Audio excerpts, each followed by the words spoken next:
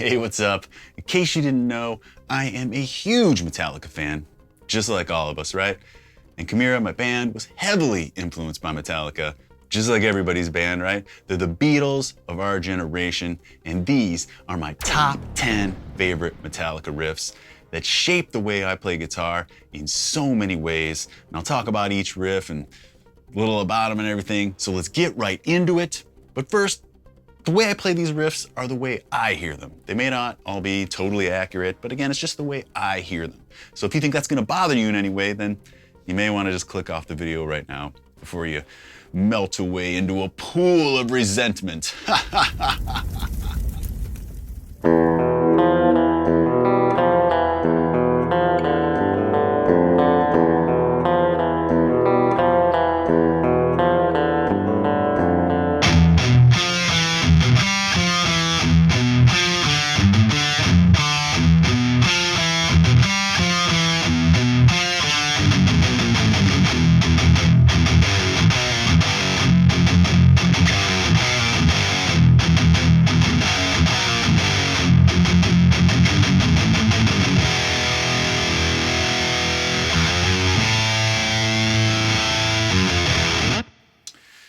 Dude, Harvester of Sorrow, come on. So many incredible riffs, grooves, the feel, everything about that just had such an impact on me as a kid. That Moscow performance from 1991, you guys remember that? Of course you do. So incredible when they started playing that on MTV all the time. I was just blown away by that. That one part, who can forget, right after the solo, I think like how they kick into verse 3, all that's said. But in that video, James like stops, waits a little bit, looks around, like hawks up that loogie to start the part. So cool, totally unforgettable. And I know that just connects a lot of us. A lot of you guys right now are saying, dude, I remember that part. Yeah, because it's sick, unforgettable, like I said. So Harvester of Sorrow, banger all the way. How about this one?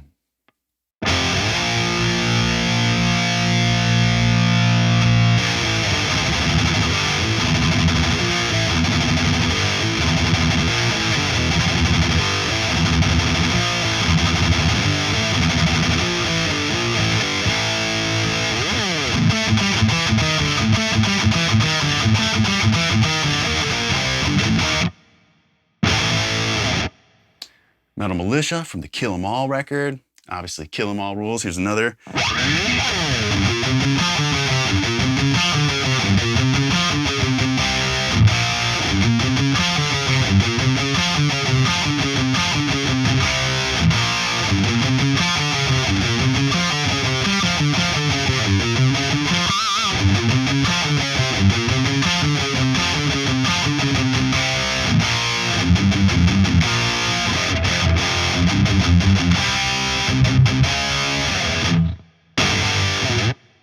Jump in the Fire.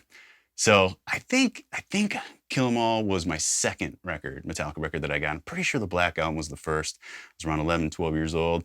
Remember when the Black Album came out, and I wanted to get another one.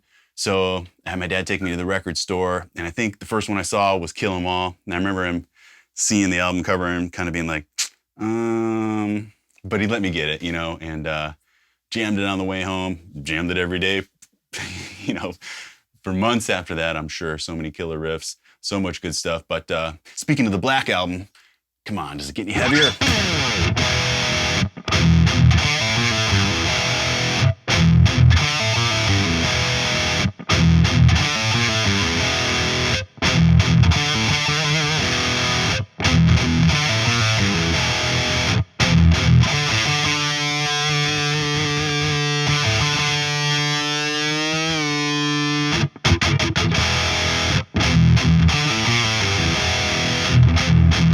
It actually does get heavier, because I know they're tuned a little bit lower on that one to thicken that up, and I'm still just an E here. But Sabbath True, another huge video. You guys remember when that hit? Of course you do. Man, just banging. The Snake Pit, just seeing all that kind of stuff. So cool. But let's keep it heavy. This one just had a huge impact on me.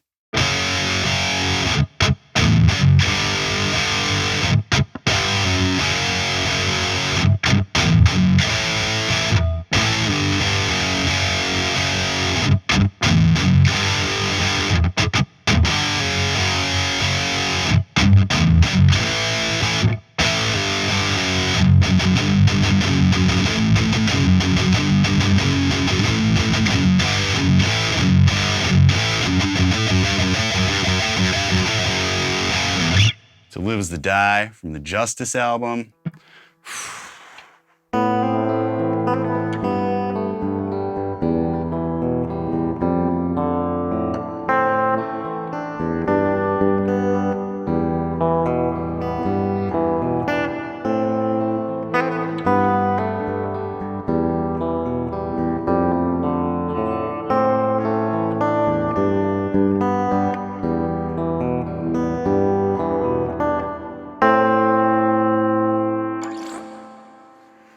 Such a fun little fingerstyle lick to play, so beautiful, incredible. I know tons of my friends, Todd Bell, Cal, you know, like have tried that, and you just, once you get into it, you want to master it and play it, and it's just such a fun little thing. So another just huge song for me, To Live Is to Die. Great instrumental. We'll talk about another instrumental coming up here, but first, Am I Evil?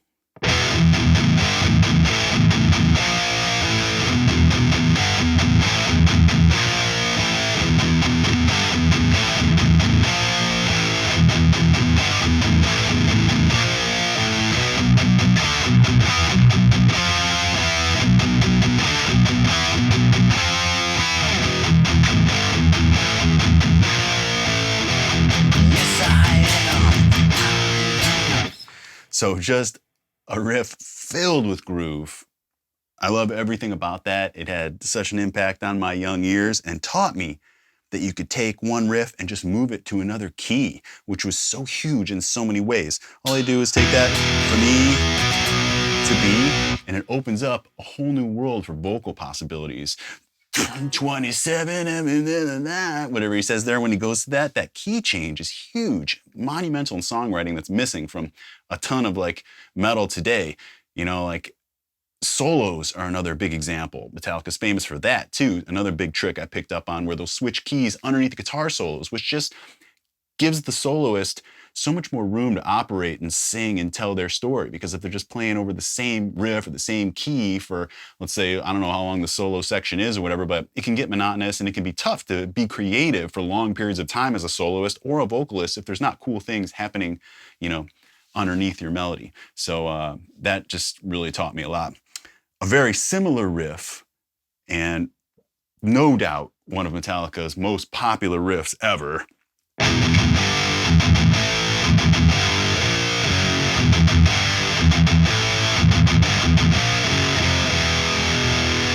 For Whom the Bell Tolls. Like every kid learns that growing up, every Metallica fan, because it's like one you can play, and that lead, it's another example of something you can play.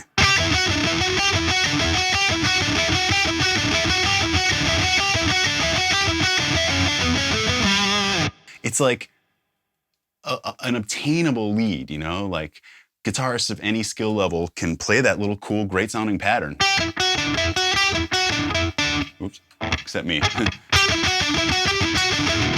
Once you get that, it's like an accomplishment as a player, and it just sounds really cool. And I know every young band, at least from my generation, you covered For Whom the Bell Tolls because it was obtainable, you know, those verse riffs.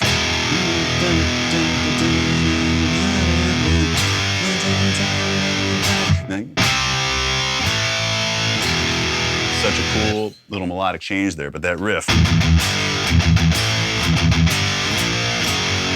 like I said, one of the most popular for very, very good reason. Let's talk about that other instrumental here.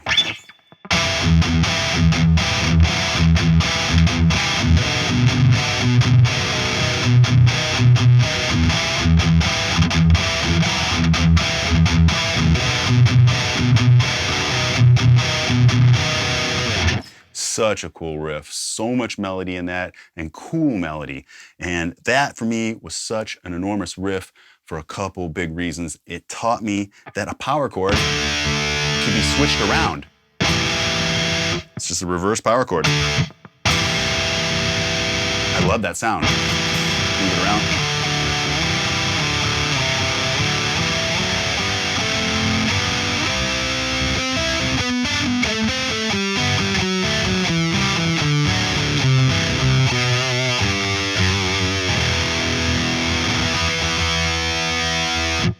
Second part of that is that once you've moved it around, and you can do the same thing that I'm about to say with power chords as well, but once you switch that power chord around, and then you can move. That's what they're doing.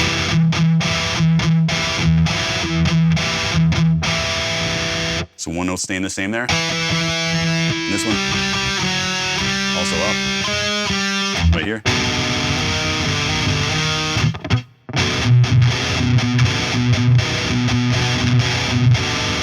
So just that little box of sound that can be created just by manipulating chords just slightly, like popular power chords like that obviously Metallica uses in every song, and metal does, you know, how popular power chords are with metal. So doing power chords in creative ways like that just really opened a lot of doors for me in terms of melody and possibility and all that, you know. So last one, we're finally here. I can't believe it. Did I miss any? I don't know, but the very last one here starts out with a cool little,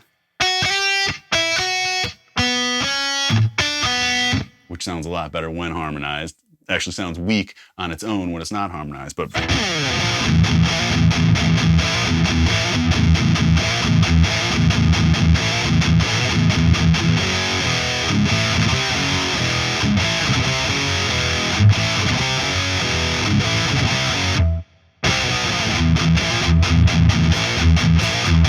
someone else controlling me. That first line, guilty as charged. Loved it so much. Named my first band after it. We were called Guilty as Charged. Shout out to Aaron Price for helping me think of that the other day. But that's just another killer one. There's something about that intro and the groove in this.